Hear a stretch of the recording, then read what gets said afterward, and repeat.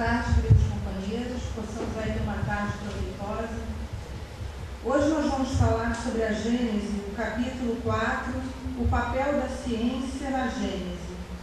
Então Kardec veio fazendo aí uma análise em relação aí à criação, aos primórdios, ao princípio das coisas. E aí ele começa a sua fala dizendo que a própria história da humanidade, a história dos homens, está muito ligada à religião. E é uma verdade. Os estudiosos, eles dizem que os homens primitivos, eles já esboçam aí uma religião quando sepultam, as pessoas ali, os seus entes queridos. Então esse sepultamento já é um esboço de religião. E nas pinturas também que eles deixaram nas paredes, tem umas pinturas ritualísticas, representando os rituais, estatuetas femininas, representando aí uma adoração à deusa, a deusa da fertilidade. Então, é o feminino que naquela época era muito forte, Nós hoje temos aí uma sociedade patriarcal. Naquela época a mulher é que estava em primeiro plano. E depois ele vem dizendo que depois da escrita, os primeiros livros religiosos também foram livros de história, porque eles se voltaram aí para o princípio das coisas, para a criação, para a Gênese. E nós vemos isso daí na própria Gênese mosaica, quando Moisés vem falando aí da criação.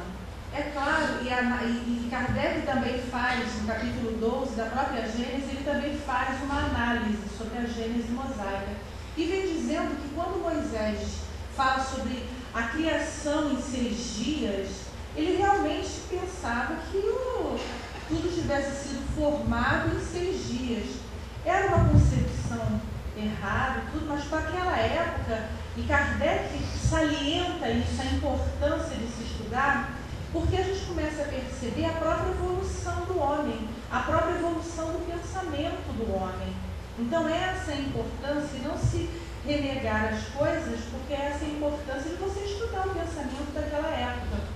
Então, aquela visão que Moisés tinha dos 6 dias, e aí depois as pessoas queriam adaptar aquilo para períodos geológicos, estavam vendo que não estavam encaixando ali nos 6 dias de Moisés, da criação, e porque realmente ele estava imaginando que eram 6 dias, Deus criou tudo, formou o mundo e tudo em 6 dias. Então a gente percebe aí que a ciência, a importância da ciência, nos esclarecendo muitas coisas hoje. Nós sabemos, claro, que a ciência não está no mesmo passo do espiritismo. Nós hoje temos informações que vão além do que muitas vezes a ciência está engatinhando. Mas é importante a gente ter esse respaldo da ciência, porque a ciência também faz parte das leis de Deus. Muitas pessoas pensam que a ciência, o espírita não pode concordar com a ciência, não pode olhar a ciência com bons olhos, e não é isso não. A ciência vem corroborar o que a gente já sabe muitas vezes, informações que os espíritos nos trouxeram. Mas como ela ainda tem uma visão materialista das coisas, muitos, ou a maioria dos cientistas tem essa visão materialista das coisas, por isso que ela está um pouquinho atrás, mas ela está caminhando, ela vai chegar lá. E ela vai chegar lá, quando a gente fala que ela vai chegar lá, é quando ela descobrir que o princípio das coisas está em Deus.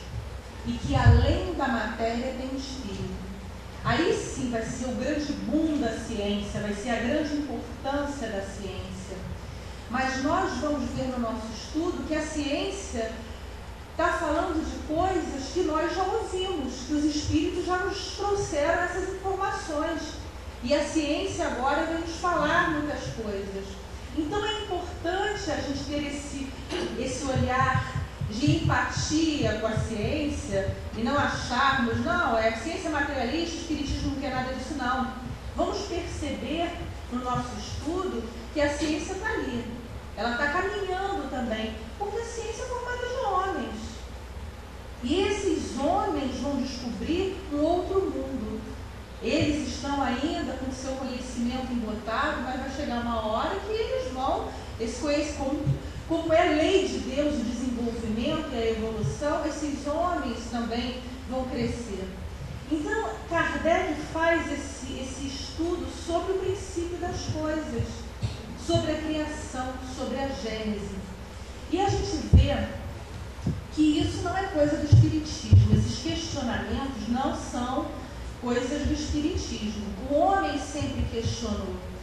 E nós temos aí, em 1940, quando 4 adolescentes estavam explorando uma gruta, lá nos Pirineus, na França, eles descobriram desenhos nas cavernas de animais, pinturas de animais. E os estudiosos nos informam que esses desenhos representavam as constelações. Isso há 17 mil anos atrás. Olha só o olhar, nosso olhar naquela época, a gente pode dizer isso, né? Olha o nosso olhar naquela época. Olha o homem despertando, olhando para o universo, olhando para as coisas. Quando Jesus nos fala, há muitas moradas na casa do Pai, é interessante essa parte, porque aí os espíritos nos informam que ele pode estar se referindo, aí a gente pode entender isso daí, porque Jesus tinha sempre um sentido oculto. O Evangelho até nos informa que Jesus falava assim, com esse sentido oculto, as explicações melhores ele dava lá para os seus próximos. Para os outros, ele explicava na medida que a pessoa tivesse interesse de entender as suas palavras. Ele se utilizava de situações da época, mas o que estava além das suas palavras era restrito para aquelas pessoas que de repente se interessassem, que estivessem preparadas para receber esse conhecimento. Os seus íntimos, eles tinham uma melhor explicação, porque era a partir deles é que depois iriam espalhar essa palavra de Jesus. Mas não é só por isso, não é só porque ele esperava que as pessoas demonstrassem interesse, é porque ele sabia que ia chegar a boa nova, né? O Consolador, melhor dizendo, o Consolador prometido, ele sabia que o Espiritismo ia chegar para nos esclarecer. Então ele sabia que suas palavras iam chegar até nós. Então a gente tem que verificar esse sentido oculto das palavras de Jesus. E quando ele dizia, olha, há muitas moradas na casa do Pai, a gente pode interpretar não só como moradas físicas, que nós vamos estudar hoje, mas também como o estado do espírito na erraticidade, porque nós sabemos que quando a gente desencarna, a gente continua com os mesmos pensamentos de quando nós estávamos aqui. É claro que há uma evolução no plano espiritual, depois a gente se esclarece, mas nesse primeiro momento nós continuamos a ser o que nós somos agora. A bagagem que a gente leva nessa viagem, quando a gente aporta lá do outro lado da vida, é aquilo que nós somos hoje. Não há uma modificação, uma transformação. Desencarnamos, nos transformamos em seres superiores ou inferiores, não. Continuamos a ter os mesmos pensamentos. E essas moradas podem significar justamente isso. Esses lugares no plano espiritual, que são lugares que não são fixos, por quê? Porque a partir do momento que não hajam pensamentos vibrando da mesma forma, esse lugar não tem mais sentido e deixa de existir. Mas há um lugar no plano espiritual, ele não é fixo nesse sentido. Quando não houver mais necessidade de ter esse tipo de lugar, quando esses pensamentos não estiverem ali reunidos, ele deixa de existir. Então, ele diz que essas moradas podem ser esses lugares no plano espiritual, onde esses espíritos que têm o mesmo tipo de pensamento se reúnem. E aí, claro, que pode ser um lugar com uma boa vibração ou uma vibração ruim. O que importa é isso, são essas moradas diferentes no plano espiritual. Mas também pode significar esses mundos, os planetas, essas moradas aí que nós hoje sabemos, né, que são essas moradas do plano espiritual, onde há esse aprendizado maior do espírito, que necessita disso, dessas encarnações, nesses diversos mundos. Nós vemos também que os monumentos de Stonehenge, na Inglaterra, que são aqueles monumentos de pedra e que são de aproximadamente 40 toneladas, e os estudiosos ficam intrigados como é que eles foram parar ali, porque pelos estudos deles, aquelas pedras vieram de aproximadamente 30 quilômetros, e eles não sabem como elas foram parar ali, mas eles dizem que esses monumentos de pedra, eles são observatórios astronômicos construídos pelos celtas há 3.500 anos. Então nós vemos que desde os primórdios o homem está se voltando, está despertando o espírito humano, e é isso que a gente vê, essa informação que o Espiritismo nos traz, que o espírito humano está ali, ele desperta e ele vai em busca. Ele esteve adormecido durante um tempo, mas esse desenvolvimento, esse despertar é lento, mas não para, não cessa, não tem uma solução de continuidade, ele vai aí eternamente, ou infinitamente. Então, nós vemos aí o homem buscando, olhando, observando o céu, as estrelas, os planetas, querendo saber o que é isso, qual é o princípio das coisas, mas o que a gente é formado, de onde a gente veio, para onde a gente vai. Muitos filósofos se perguntaram isso. Nós vemos aí Copérnico e Aristarco de Samos falando da teoria heliocêntrica, que é a teoria que dizia que a Terra girava em torno do Sol. Nós temos Leucipo e Demócrito falando dos átomos, que o princípio nós viemos dos átomos, e toda a matéria partiu dos átomos. E Leucipo ia além disso. Ele dizia que um número infinito de átomos e suas diversas combinações iriam gerar um número infinito de planetas e de seres. Epicuro também falava disso. Ele dizia, ele acreditava na vida em outros planetas.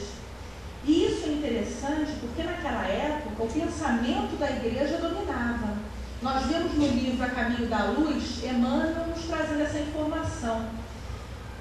As pessoas tinham que pensar conforme o pensamento da igreja. E ela dizia que não, que o centro de tudo era a Terra. Então esses homens aí estavam indo aí contra um pensamento dominante, forte, que era a igreja. E a igreja tinha uma força muito grande naquela época. Tanto é que Galileu, que também era adepto da teoria heliocêntrica, sofreu um processo aí da igreja e teve que abjurar, negar suas ideias. E ele assim o fez, né? Sob pena de morrer aí na fogueira da Inquisição. Mas ele sofreu prisão domiciliar. Já Giordano Bruno não teve a mesma sorte. Dizem aí alguns que porque ele também acreditava na teoria heliocêntrica, em vida dos planetas, dizem que não, ele foi morto pela Inquisição, não foi por causa disso, não foi pelos seus pensamentos físicos, científicos, nada disso. Foi porque ele cometeu muitas heresias. Mas, gente, se numa época em que a igreja dominava e você não podia achar que a Terra girava em torno do Sol, então qual foi realmente o motivo que levou Giordano Bruno a morrer lá na fogueira da Inquisição? Porque ele fez pé firme, ele foi até o fim com o seu pensamento, né? Ele se firmou nesse pensamento e foi até o fim. Kepler, em 1593, ele também já falava aí de uma viagem à Lua. E o interessante é que essa viagem à Lua é muito parecida com o que realmente aconteceu em 1969, 70, que o homem pisou na Lua, né? 69, né? Que o homem pisou na Lua. Então foi muito parecido com o que realmente aconteceu. Nós tivemos escritores também falando sobre isso. A gente vê que o assunto é interessante e eles, cada um dando a sua ideia, a sua opinião. Mas o mais interessante disso tudo é essa visão aí do espírito humano que estava inquieto, estava buscando, estava procurando, mesmo tendo um poder forte como o da igreja, dominando o pensamento, eles estavam ali, não, mas eu estou observando isso daqui, não pode ser assim, né? Esses grandes homens falando disso. Cyrano de Bergerac, no século XVII, ele escreveu 2 livros, Uma Viagem ao Sol e Uma Viagem à Lua. Se não me engano, esses livros foram editados depois de sua morte. E ele diz que essas viagens foram feitas em foguetes. Olha que interessante isso, né? No próprio século XVII, nós temos aí Bernardo Fontenelle também falando, escrevendo um livro, Diálogo sobre a Pluralidade dos Mundos, em que ele dizia que as estrelas são sóis rodeados de planetas. Isso tudo no século XVII, antes do advento do espiritismo, antes disso tudo. Voltaire também, ele escreveu um conto, Micrômegas, em que ele narra uma viagem de um habitante da estrela Sírio a Saturno. Então nós trouxemos essas informações para ver a evolução do espírito humano. E esses homens que falam disso, a gente sabe que o espírito é preparado antes de reencarnar. Nós aí levamos essa bagagem para o plano espiritual e para as outras encarnações, para as outras reencarnações. Nós não perdemos nada disso, nosso conhecimento. E no momento propício, ele brota, ele flui. Mas nós sabemos também, pela informação dos Espíritos, no Livro dos Espíritos, que através dos sonhos, que é essa emancipação da alma, a gente entra aí em contato com os Espíritos que nos esclarecem, nos trazem informações. É claro que e eles falam disso, isso é interessante para a gente, que essas informações não são assim, bom, eu não sei nada de matemática ou de medicina. O espírito, quando eu estou emancipada do corpo, no sono físico, ele não vai chegar para mim e vai falar, Ana Paula, olha só, tem uma fórmula de uma cura de uma doença, porque eu não entendo nada disso. Ele vai falar com quem? Com aquele espírito que é um estudioso nessa área. Ele vai encaminhar, ele vai intuir aquele espírito que está ali, né? Naquela senda ali. Então, a gente muitas vezes fala assim, meu Deus, sei lá, um exemplo, um concurso público. Eu quero tanto que os espíritos me ajudem a passar nesse concurso público. Mas eu não estudei nada. Eles não vão fazer isso. Eles não vão chegar para a gente, vão iluminar nossa mente com aquelas fórmulas todas para a gente passar no concurso.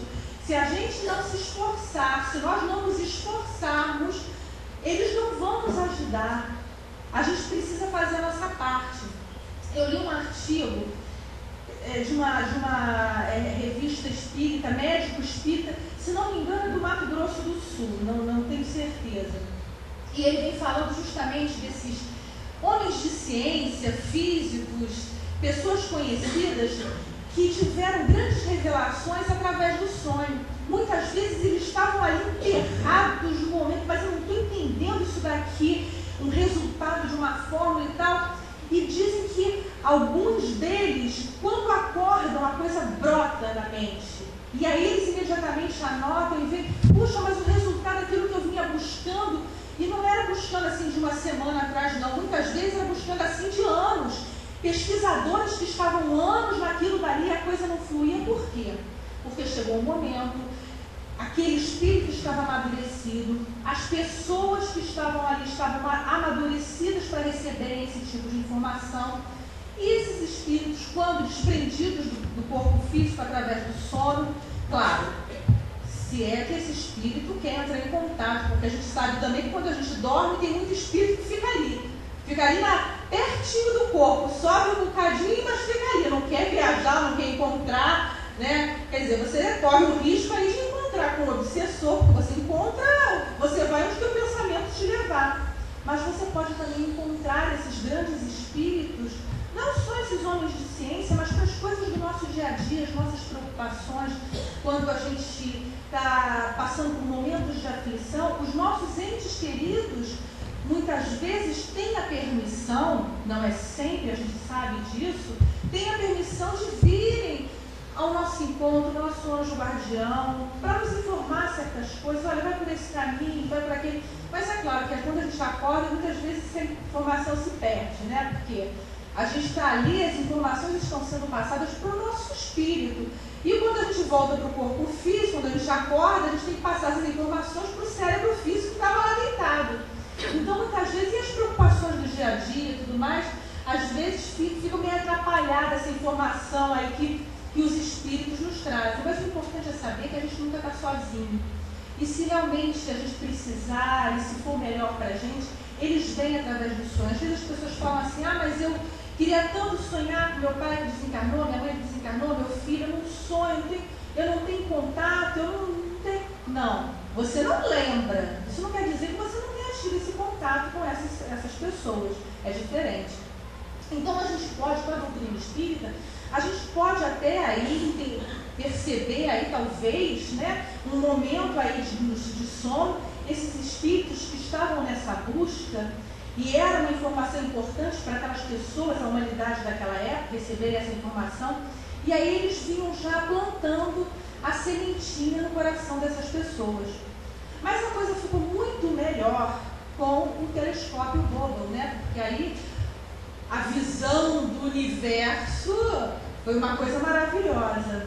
E aí pode-se perceber aí a nossa galáxia, o universo, não só a nossa galáxia aí, claro que esses números aí são aproximados, porque toda hora a ciência vai nos trazer informações, números diferentes.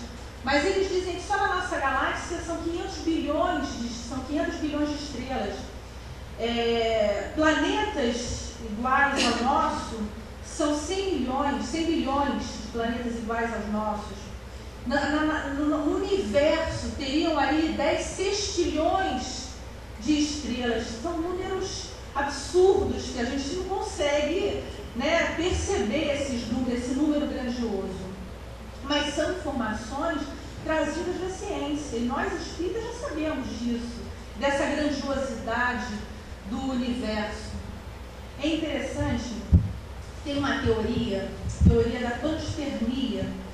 Ela diz que a vida na Terra, a vida orgânica na Terra, ela veio de outros planetas, através de esporos que conseguem passar aí por todas as diferenças de temperatura e tudo mais, né, do universo, viajaram através de meteoros e cometas, vieram de outros planetas e caíram aqui na Terra e deram origem aí à vida orgânica conhecida da gente. Isso é uma teoria de Fred Hoyle, que desencarnou em 2001, astrofísicos, cientistas, que se aprofundaram nesse assunto. Chandra Vikramasinghe também vem falando disso. São assuntos interessantes, mas são pessoas agora da nossa época. Mas Anaxágoras já falava disso daí, né? Em 300, 500 antes de Cristo aproximadamente, ele já falava disso daí pra gente. Ele também era adepto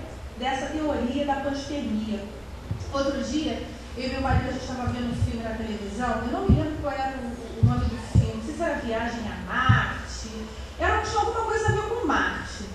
E aí, mas era aquela coisa assim, já estavam tão evoluídos tecnologicamente que eles saíam do foguete e andavam mesmo, né, pelo espaço e tudo mais. Bom, mas aí eles foram resgatar astronautas que tinham ficado em Marte, eles tinham perdido o contato.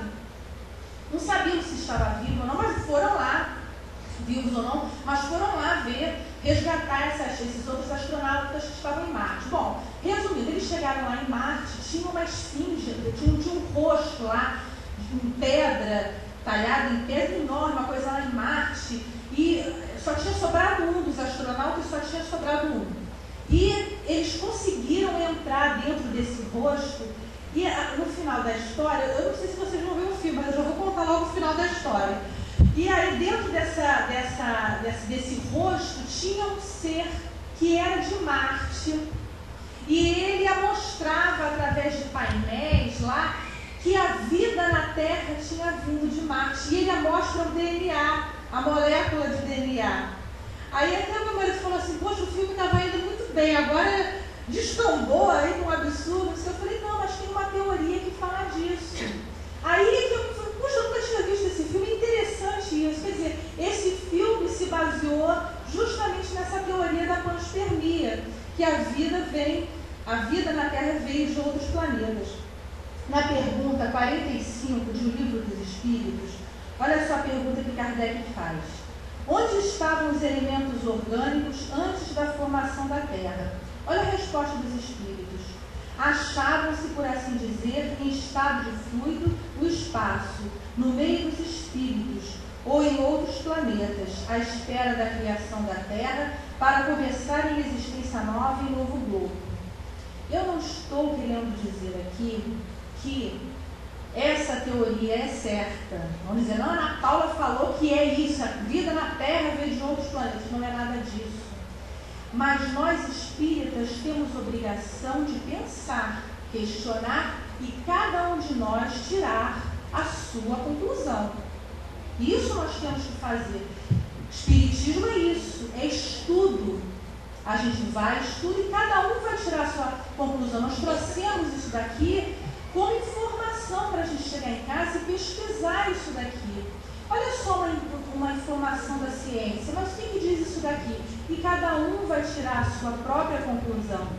Isso a doutrina espírita nos permite. Isso que é interessante da doutrina espírita. Nós podemos questionar, nós podemos duvidar, chegar às nossas conclusões, cada um vai chegar à sua conclusão. É claro, a gente não pode chegar a uma conclusão completamente absurda, que vá de encontro ao que a doutrina espírita fale. Não é nada disso, mas a gente pode sim questionar, perceber, estudar pelo menos. Vamos estudar a doutrina espírita, vamos ver quais as informações que a ciência nos traz. Puxa, mas ela está falando, será que é isso mesmo? Deixa eu estudar. Mas não cheguei a conclusão nenhuma. Tudo bem, não tem problema. Mas a gente tem essas informações, tem esse conhecimento aí. Isso que é importante. E é engraçada essa teoria aí, que ela também vai de encontro ao que diziam antigamente da geração espontânea, né? Não, a vida começa lá da carne morta. A mosca veio da carne morta, que já estava lá decomposta, e veio a mosca, veio dali. A gente sabe que Pasteur falou que não era nada disso, veio aí trazer essa luz para a gente, não existia a geração espontânea. E Pasteur, ele tem uma frase interessantíssima. Ele diz que pouca ciência afasta o homem de Deus e muita ciência aproxima o homem de Deus. Vamos refletir sobre essas palavras. Olha que interessante, um cientista, um homem aí importante para a gente, e ele falava isso. Pouca ciência afasta o homem de Deus, muita ciência aproxima o homem de Deus.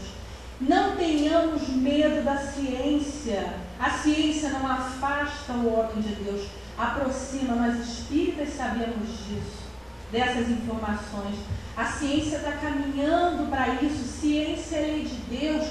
É porque o homem ainda vai devagarzinho para descobrir as coisas, mas ele vai chegar lá. Ele está caminhando para isso. Essas informações importantes que os cientistas hoje estão chegando. Frank Drake, ele tem uma equação, a equação de Frank Drake, e essa equação é para se descobrir quantas civilizações, né, existem no universo. São 7, vamos dizer assim, 7 parcelas, só que elas não são fixas. Dependendo aí de cada um, do otimismo de cada um, ela pode variar. Por isso que o resultado final também pode ser variável. Ele diz aí que existem civilizações inteligentes, ele fala em 10 mil, podemos chegar aí a 100 mil. São números interessantes. Para pouco tempo atrás a gente achava aí que tudo girava em torno da Terra. Hoje esses homens trazendo essa informação para a gente, já Carl Sagan, ele fala em 1 milhão de planetas habitados aí, com seres inteligentes. Ele nem fala em seres inteligentes, Carl Sagan, ele fala em vida, planetas com vida. Mas é importante também, é importante esse passo que eles estão dando. Carl Sagan também ele já desencarnou, mas ele tem até um programa Cosmos, eu não sei se é na TV Futura, Canal Brasil, um desses canais aí que passa essa série Cosmos. É interessante que ele vem novinho, aparece novinho apresentando o programa e depois vem mais velho, tem várias fases dele. E ele vem falando sobre isso, ele é um estudioso em relação a tudo. A gente pode até dizer que porque como a gente desencarna e continua a ser o que a gente era, que acredito que ele continue estudando no plano espiritual. Esses homens da ciência, aí claro que eles vão ter uma outra visão. Possivelmente aí tem novas informações e tal, a gente não sabe, não estamos nem questionando em que estágio eles estejam, mas a gente sabe disso, que vão ter a espiritualidade, né, o seu desenvolvimento na espiritualidade vai proporcionar isso. E aí, daqui a pouco vão reencarnar aí com uma outra visão, trazendo informações novas para a gente.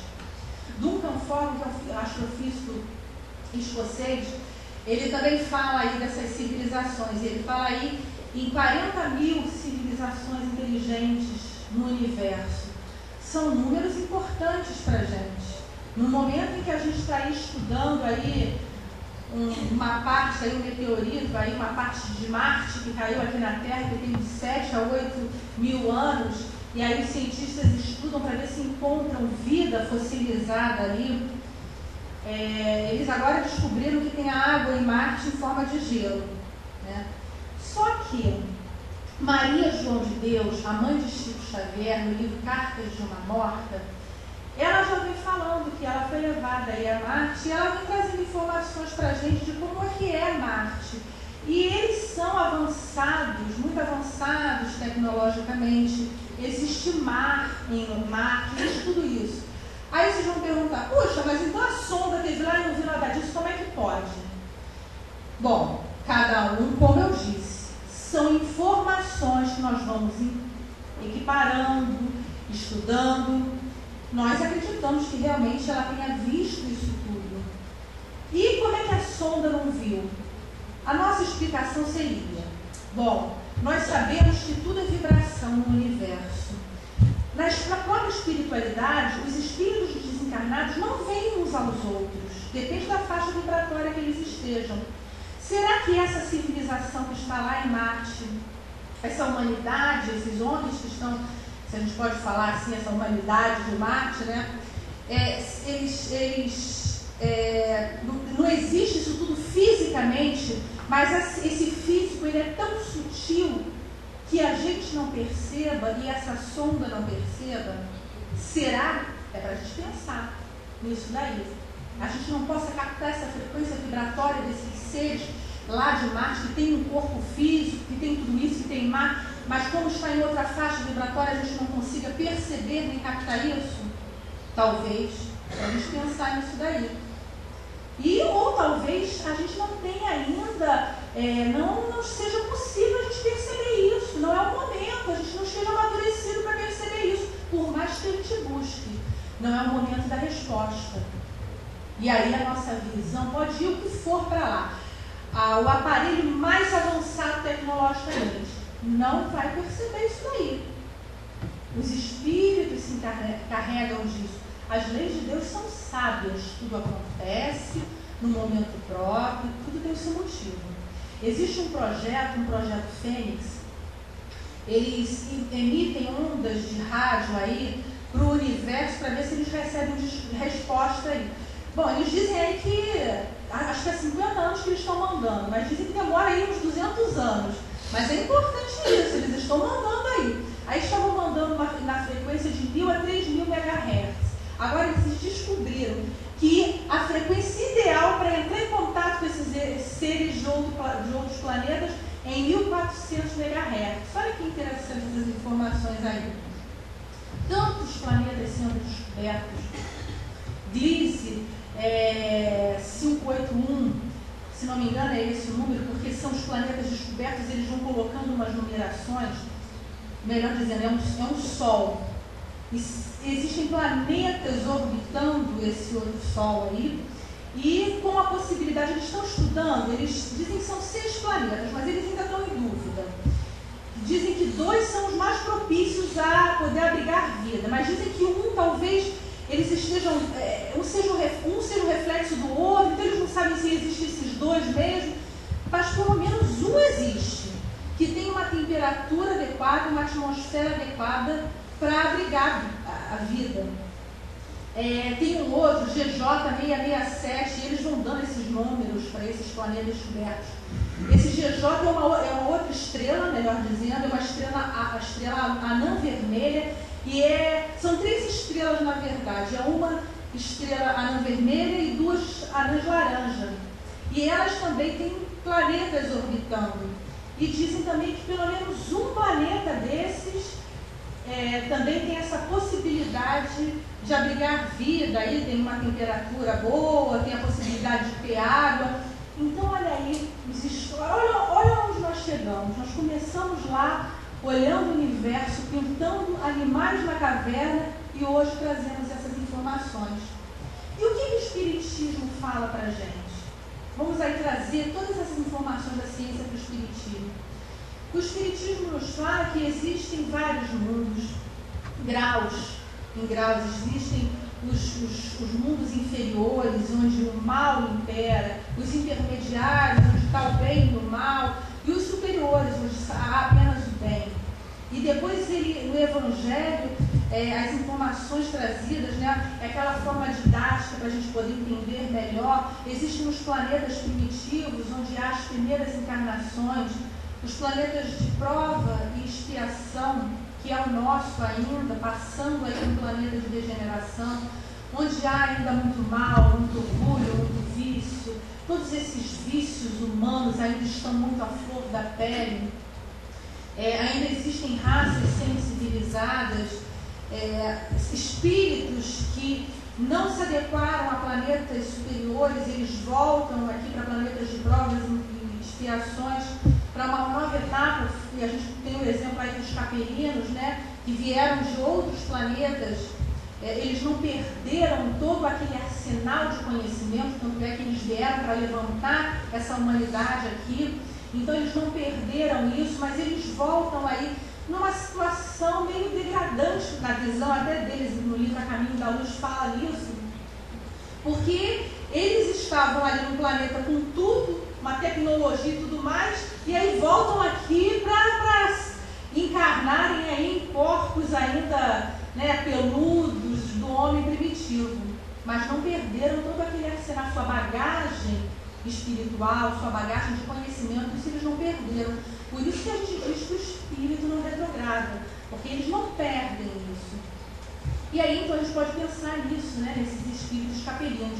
E aí fala dos planetas de regeneração, onde ainda não há uma felicidade plena, mas há mais harmonia, as provas são mais brandas, e os espíritos que estão nesse de regeneração, se não se adequarem, voltam para o planeta de provas e expiações. Nós temos os mundos ditosos e depois os mundos celestes ou divinos, que são as moradas ali dos espíritos superiores.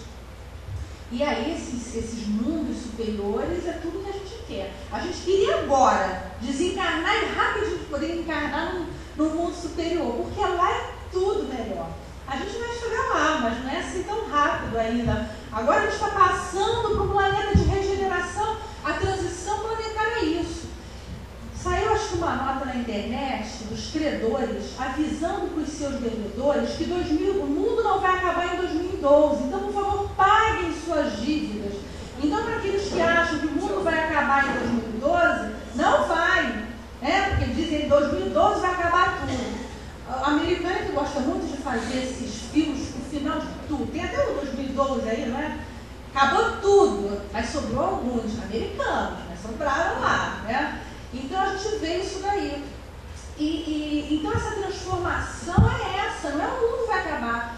Vai acabar esse mundo de provas e expiações, que é lento, é gradual. Essa transformação vai saindo dos espíritos que não se adequam mais aqui.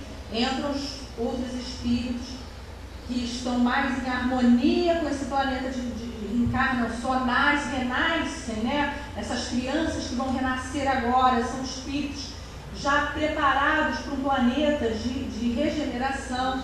Então a gente vê essa mudança, essa é a mudança, essa é a transição planetária. Não vai haver catástrofe, morrer todo mundo, vai acabar o mundo. O mundo vai acabar. planeta físico quando não tiver mais necessidade. Mas Deus não ia fazer isso, ia acabar com o mundo, com a gente aqui. Que maldade! Nem a gente pensa nisso para um filho. Deus iria pensar nisso, nessa catástrofe toda, né? Acabou tudo, não sobrou ninguém, só os americanos. Não vai acontecer isso daí. Essa modificação é lenta, mas nesse mundo superior é tudo melhor. O corpo físico é mais sutil, por isso não há doenças. Olha só, não precisa mais tomar remédio para gripe, a dengue, nem a raquete não vai mais precisar, porque o que vende de raquete aí para o mosquito da dengue lá em casa é de quem mesmo. A gente já escuta o barulhinho aqui, tec, tec, tec, tec. Desculpem, mosquitos, mas a gente tem que fazer isso, né? E nesse mundo superior, há uma infância curta e uma vida longa. Não há mais o temor da morte, porque não há mais a decomposição. Há um outro conhecimento que esses espíritos têm. A harmonia entre os povos, não há guerras, não há lutas. A gente respeita a autoridade, porque sempre tem que haver essa autoridade, né? Esse ser que é um pouco mais, apesar de todo mundo estar ali naquele mesmo patamar, mas tem um que é superior, mas se respeita de bom grado. Igualzinho aqui, né? Quando o chefe da gente fala alguma coisa, o patrão fala alguma coisa, a gente fala assim, senhor, não, claro, entendo perfeitamente, é assim mesmo, né? Mas nesse mundo superior é assim, é isso, porque não há humilhação, não há egoísmo, não há orgulho. São sentimentos nobres que existem nesses homens aí. Então há toda uma transformação. No livro dos espíritos, falando até desse mundo superior, aquela informação dos espíritos, eles dizem que essas pinturas com a auréola dos santos é justamente esses espíritos que, quando dormem, eles são levados a entrar em contato com esses espíritos superiores, que a luz é tão grande, mas quando eles acordam, aquele negócio da informação, a gente não traz a informação clara, e aí eles pintam essa auréola dos santos, representando aí essa luz desses seres, não são santos, né? São espíritos iluminados, a gente sabe disso. Mas essa é a representação das pinturas. E aí eles até nos informam mais. Para a gente é muito mais fácil a gente pintar um inferno gigante, aquela coisa bem, porque a gente está lá na mesma faixa vibratória, né? Do que a gente pintar aí um ser superior ou um mundo superior. A nossa dificuldade de retratar isso devido à nossa faixa vibratória. E aí no livro dos Espíritos também, falando para a gente, os Espíritos nos informam que o universo é infinito, não há vácuo. Isso a gente sabe. Aí a ciência diz pra gente o quê? Realmente não tem vácuo. A gente encontrou umas partículas aí, que aí eles falaram que a matéria escura é responsável pelo movimento dos planetas, que são matérias, são partículas que não chegaram a formar átomos, e elas são responsáveis pelo movimento das galáxias, melhor dizendo. E aí dizem aí 25% do universo é composto por essas partículas. Falam em energia escura, que dizem aí que 70% do universo é composto dessas partículas, aí também são partículas que não formam átomos. Essa matéria escura tem muita massa, apesar de ser essa partícula infinitesimal, mas ela tem muita massa. A energia escura é responsável pela expansão do universo. E aí outra coisa para a gente se perguntar e questionar e estudar quando chegar em casa, dever de casa. Isso daí poderia ser o fluido cósmico universal? Mas olha só, o fluido cósmico é sutil, é o princípio. Matéria escura tem massa. Energia escura responsável pela expansão do universo. Fluido cósmico universal é agregador, é responsável pela formação. Então é para a gente se questionar e pensar aí. Mas o importante não é a gente necessariamente chegar a uma resposta correta, exata. O importante é isso, é a gente questionar, é a gente perguntar, é a gente ver o que a ciência está trazendo para a gente de informação. É isso que é importante, mais do que a gente, olha, eu já sei a resposta. Às vezes espírita tem isso, e às vezes critica o outro porque o outro pensa diferente da gente. Não, aquele ali está errado, não, a minha é melhor. Não, vamos viver em harmonia de ideias. Claro, se for uma coisa muito absurda, poxa, aquilo ali não, acho que não tem nada a ver. Mas a gente não precisa necessariamente nem agredir o outro por pensar diferente da gente. Não é isso. Então, todas essas informações que são trazidas pela doutrina espírita, e a gente começa a comparar aí com a ciência, as informações que a ciência vem trazendo para a gente. Tem também, eles falam agora que todas essas informações são pesquisas que a gente fez. A gente nem na época de colégio a gente gostava de física, para falar a verdade. E aí agora a gente começa a estudar espiritismo, porque a gente gosta de espiritismo e gosta de estudar. E aí a gente traz essas informações, descobriram um tal de bóson de Higgs, que falam que é a partícula de Deus, que dizem que é a partícula que criou tudo. Olha outra informação interessante.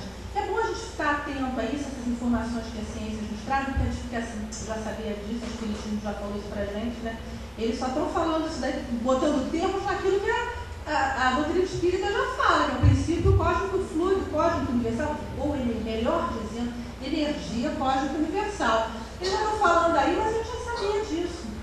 Mas às vezes eles erram, eles são teorias, justamente por isso, não é uma certeza e tal, mas são interessantes da gente estudar. A gente pode estudar outras coisas, a gente deve, até melhor dizendo, estudar até outras coisas.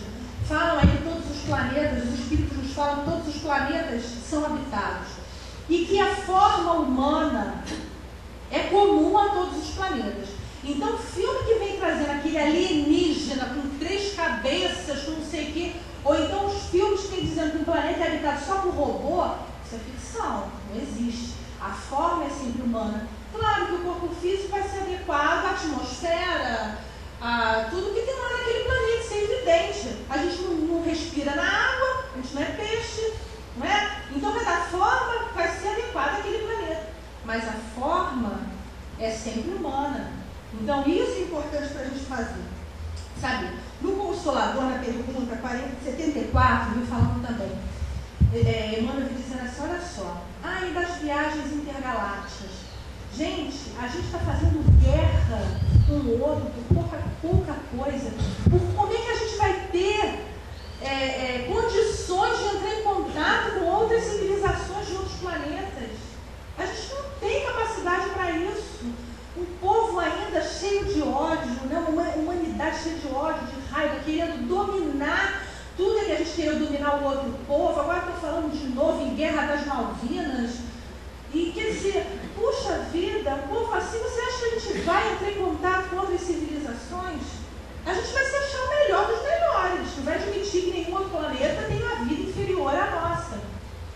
Em Evolução dos Mundos, André Luiz também traz as informações aí de cocriação em plano maior, que é o que Jesus fez, né? O arquiteto aí do nosso planeta, estava lá desde o desprendimento da nebulosa solar, e os outros planetas também têm seus governadores, e se não for permitido o caso que a gente narrou de Marte, né? Essa possibilidade de poder ver esses seres de Marte, só vai ser permitido se o governador de lá também permitir. Então, tudo tem um porquê. O importante é isso, a gente saber que tudo tem um porquê. E no começo de tudo, a gente não pode deixar de falar. Está Deus, que é o Pai. Há muitas moradas na casa do Pai, há muitas moradas na casa de Deus. Isso é importante. Para a gente, os espíritos, tem uma pesquisa aí dizendo que não sei quantos % dos cientistas são materialistas. Eu diria que não sei quantos % dos cientistas ainda são materialistas e não acreditam em Deus. Ainda são. Eles vão chegar lá. E quando chegar lá, meus amigos, tudo vai mudar. A visão vai mudar, o conhecimento vai mudar. Porque não há o que a gente falar em vida, em universo, em teorias científicas, equações, se a gente não colocar tudo como princípio de tudo Deus. Claro que não é o Deus de Moisés, da Gênesis mosaica, agindo, criando aquele senhor de barbas brancas, criando ali a terra. Não, é um Deus de leis. Ele criou as suas leis, muitas delas nós ainda não temos capacidade de perceber, estamos engatinhando. E é isso, estamos engatinhando, a ciência engatinha, o espiritismo engatinha, por quê? Os espíritos nos falam disso, é um desenvolvimento, a gente não traz tudo, todas as informações, porque a gente não tem capacidade de conhecimento. Eu vou chegar para uma criança de 5 anos e falar assim, olha, eu vou te falar a equação de Frank Drake. Nem eu entendo, eu falar para uma criança. Então, como é que os trazer informações que a gente ainda não tem capacidade de entender. E eu queria deixar para finalizar, eu não sei se eu já li aqui, mas se existem coisas que, no meu entendimento, são tão bonitas que vale a pena a gente escutar de novo. É o poema Deus, de Eurípides Barçanufo. E ele fala assim: o universo é uma obra inteligentíssima, obra que transcende a mais genial inteligência humana. E como todo efeito inteligente tem uma causa inteligente, é forçoso inferir que a do universo é superior a toda inteligência. É a inteligência das inteligências, a causa das causas, a lei das leis, o princípio dos princípios, a razão das razões, a consciência das consciências. É Deus.